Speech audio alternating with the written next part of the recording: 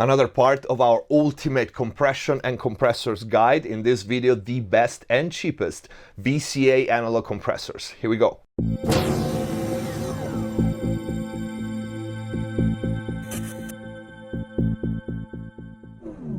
Hello everyone, welcome back to MixbusTv. Hope you're having a great day. Before we start, check the info box down below for my mixing courses on Pro Mix Academy, metal, hip-hop, drums, and special offers and discounts on plugins. If you want to support the channel, we have t-shirts. Let's get to the video. Make sure to check all the videos in this series to see characteristics and differences of all the models, the best for each type of compressor, how to use it, where to use it, what they're good for, both for hardware and plugins. In this one, VCA analog compressor, and the number one is the SSL channel compressor. Short description for this one because it's so easy to use, few controls, everybody knows it, but the grit, the color, the push, the sound of this compressor is arguably on every album mixed since, well, SSL console well released. It's not the kind of compressor that you would use on a lead vocal. It's not a boutique compressor, but is a workhorse compressor. Arguably is the workhorse compressor. And because it's so common, and because even if we don't realize it, we heard it so many times,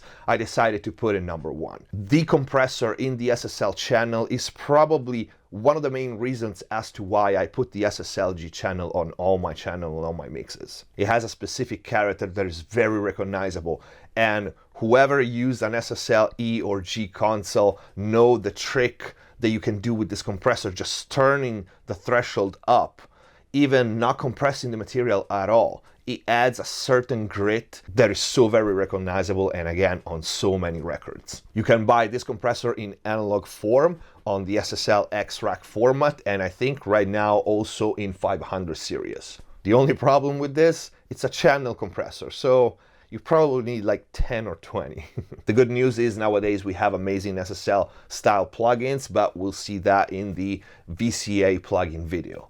Number two, Wes Audio Dione. This one is an evolution, an improvement of the classic design of the quad compressor, the SSL-G compressor that was on the master bus of SSL consoles. This is probably the most famous VCA design and most used on so many records on the 2-bus. I'm not gonna spend too many words on the Dione compressor because if you know me, you know I have been using this one for years. It's my main 2-bus compressors. I have a video review dedicated on it. I talk about it often in the Q&As because people ask me how I use it, what are my settings. So I'm not gonna spend too much time, but it's basically an SSL-G compressor on steroids in 500 series. The great thing about this compressor is components inside are top-notch. Gold DBX VCA in it, true stereo, an incredible sidechain, internal sidechain with 3 HPF filters plus 2 T1 and T2 that are a tilt curve, very much like the API 2500. And that alone makes this compressor at the top of the food chain for me.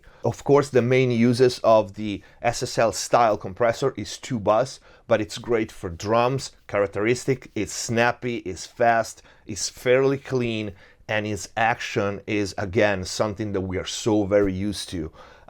It's great on vocal if you have a version like the Dione that has the 1.5 ratio. Number three, you see a pair behind me and another pair, it's in some box on my floor right now. Empirical Lab Destresser, arguably my favorite compressor if I only had to have one, and the workhorse compressor. You see this one virtually in every studio and you see many units of it, and there's a reason, because it basically can do it all. The Destresser is a VCA based compressor, but that's about pretty much all we know about this unit, because I don't know if you guys are aware of it, but if you open a Destresser, if you pop the top off, all the components inside are sandpaper.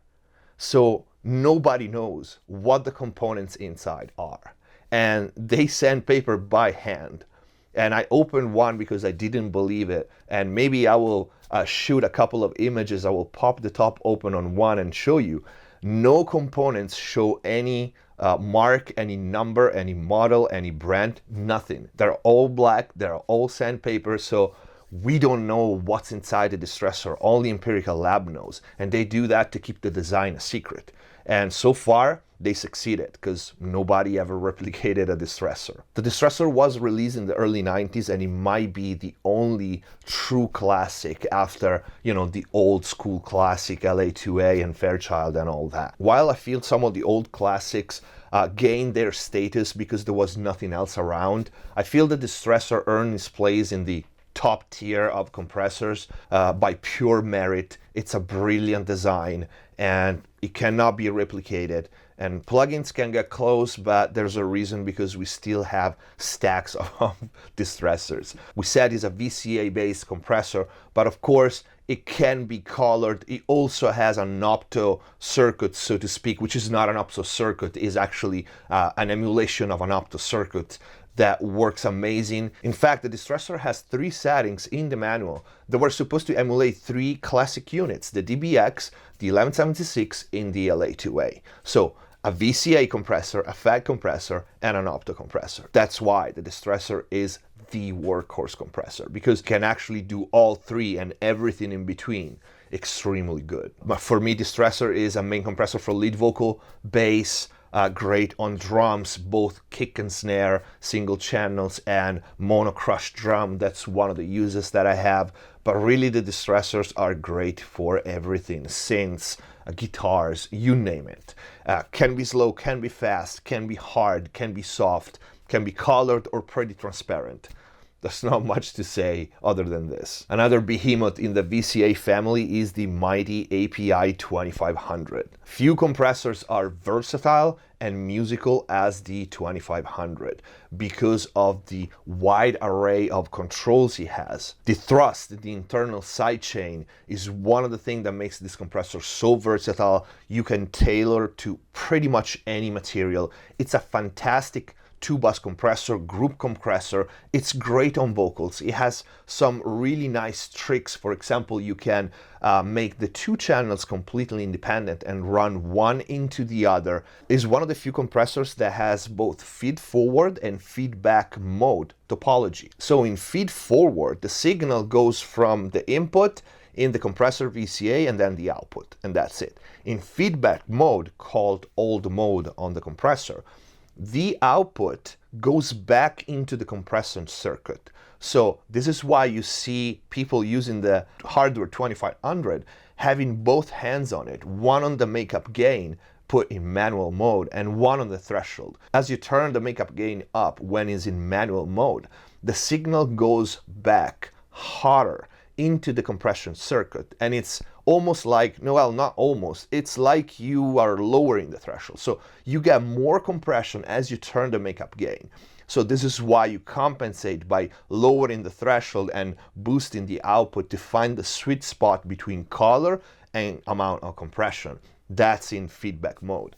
That's the most common use, the most common mode. People use the 2500 because the 2 modes don't change just the signal path, but change the behavior. In feed forward is a lot more snappy, is a lot more reactive. You can hear the compression a lot. In old mode or feedback mode is a more mellow kind of compression.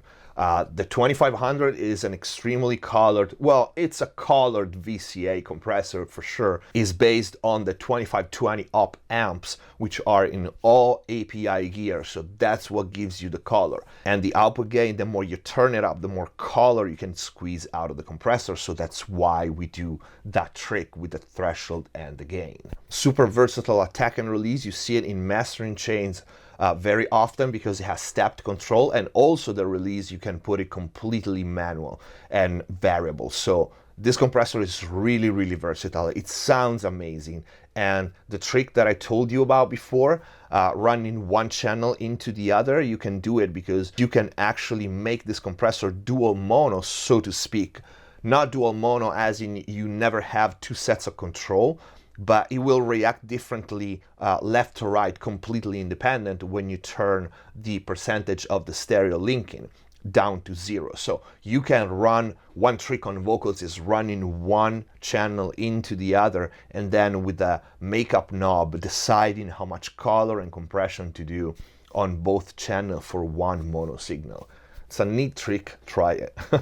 We have great plugins for the API 2500, but the hardware unit is one of those pieces that still adds something in the analog form compared to any other software. Great for drums, great for vocals, amazing on guitars, great on tubas, and again, plugin wise, because on plugin form you can have so many, I use it on so many things. So if I had 10 API 2500, they would be all over the place. The problem is to have 10, it's a bit expensive. But now you have the 500 series as well, which is a little more cost effective. So if you want more channels on that flavor, you can think about that. Number 4, I think, I start losing count this early, Focusrite Red 3, another absolute classic. This was original Focusrite design, well, inspired by the SSL G compressor again. Focusrite 3 is a Class A VCA based dual mono stereo compressor limiter. Now discontinued, it was the most popular and well-designed unit by Focusrite. The Red 3 featured a single Class A VCA to achieve truly high-class compressor and limiting free of the usual compromises. It won a Tech Award, is used by many engineers. CLA was known to use the Focusrite 3 on the tubas. This compressor compared to the SSL G compressor is more versatile, more hi-fi, cleaner, also more, I don't know, more snappy, but it has that glue factor and a specific kind of color, a specific kind of power and energy, I would say. It's really hard to put down in words. The Focusrite Red 3 is really an energetic kind of compressor. It's great on tubas, that was the main use, but every stereo source really, because it's so versatile. Drums, it's great on drums.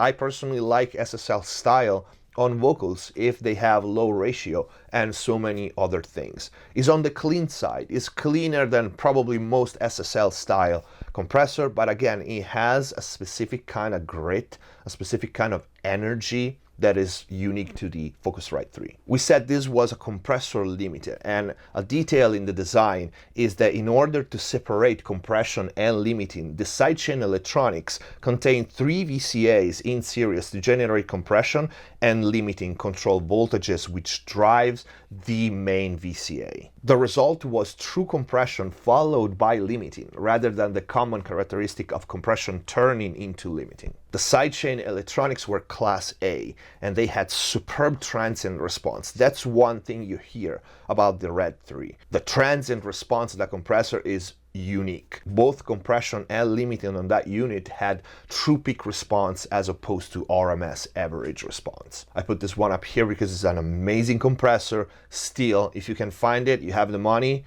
is again one of those compressors that make a difference. There are no plugins that emulate what the Red 3 does. So number 5, DBX160A. This is a no-brainer.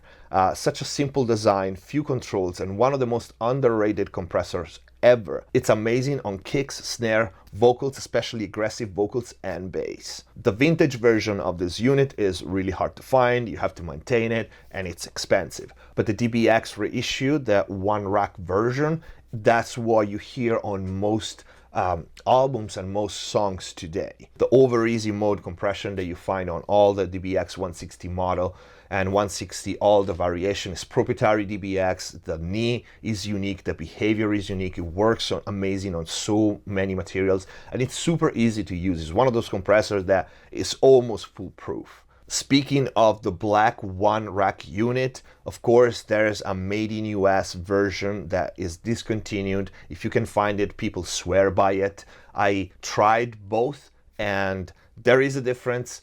I don't know how much difference, especially for a compressor like this. We're not talking about a high-end compressor. It definitely has a different color, the made in US version. If you can find it, that's slightly better, but the new version is used every day on so many records and it's super cheap. This one is a no-brainer for me. The next one is a dark secret, is again another super unique compressor, is the Drummer DL251. The DL series incorporates Drummer's original auto compressor circuitry, a proprietary circuitry by Drummer. Don't get fooled by the controls, it will not limit your skills. This compressor is just very, very easy to use, very musical like most Drummer gear, and again, it's one of those machines that is foolproof. It works completely different from any other compressor.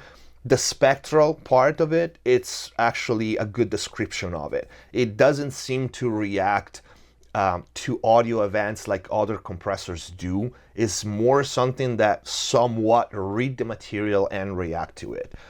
Almost like an RMS compressor, but not really. It's still fast, it's still a VCA. You need to try this one. In the description, you read that the DL251 eliminates the high frequency cutting problem when compressing a lot by using the dynamic spectral enhancement feature. Basically, it adds additional spectral energy in the high range to compensate for the muffling when compressing the material. This is very interesting, and again, it's almost a very well kept secret, this compressor. A lot of people use this and a lot of people don't talk about it. It's good on a lot of things, especially when you stack compressors, but it's a great group compressor, no matter what groups, from synths to drums to all vocal grouped background vocals. It's definitely a unique compressor that you should try, and the price is not high at all. Dangerous music compressor. This one became very popular in mastering houses. It's a very, very clean compressor with some features that are implemented very well, I have to say.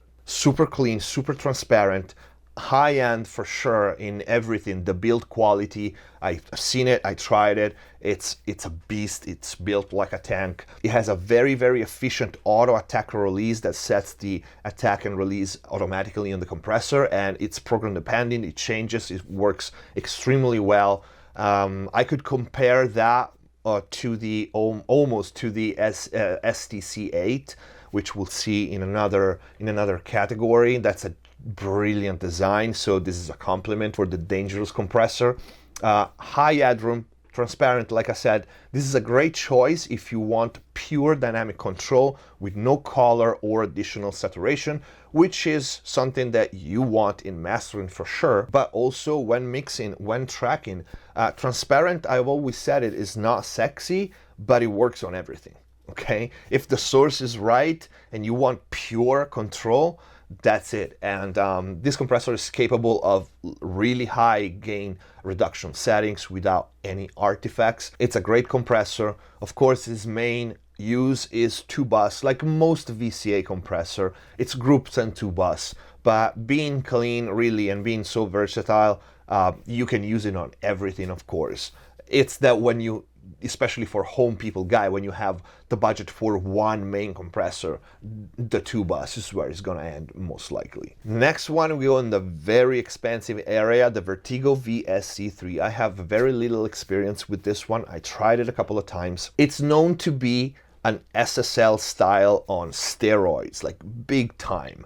It's a very expensive unit, but it's definitely a high-end unit. The components are top-notch. It can't get better than that. Handcraft, because I don't have that much experience with this, I'm just gonna name it because it's there. We will see this one in detail in another video on the most expensive mastering compressor and all that. We'll talk about this more in detail. Again, it's an SSL style VCA, is more versatile than the SSL, definitely more hi-fi. The components inside, if you read the specs, I'm not gonna sit here and read what you can read yourself.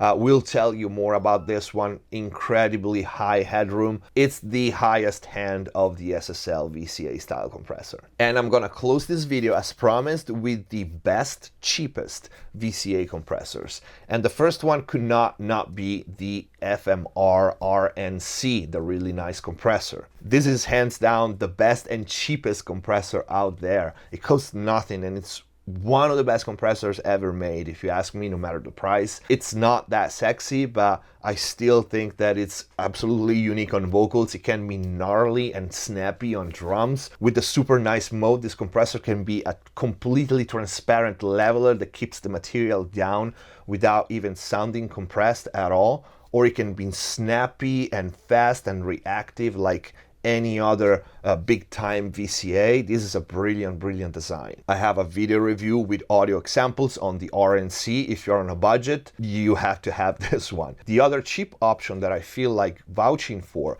is the DBX 560. So it's basically a 160. So we saw that at the top of the list in 500 series. It's new. is being built right now, is available. It's super cheap. I think it's below $200 or something like that. And you definitely have, I tried it very briefly, and you definitely have that 160 snappy vibe of the DBX. Great on, again, kicks, snares, and vocals. That's what I like it. You can be great on bass, but give it a try. It's so cheap, and it's, again, one of the cheapest, best VCA compressor out there. If you're into 500 series, I meant to get a couple for myself for a while right now, so yeah, this had to be in the list. So this is it for this video. I hope it was useful. I hope you liked it. Let me know in the comment down below if you have any question, any request. This is gonna be a long and very comprehensive series, so make sure you watch all the other videos. There's gonna be, of course, all the categories: opto, vari-mu, diode bridge, PWM, something that I'm probably forgetting, both plugins and hardware. So we're gonna cover everything. We're gonna cover the most common uses, the best and most expensive, and then, of course, the special compressor unit and the mastering unit. So stay tuned, leave comments, leave a like if you like the video. Thank you for watching. See you next time.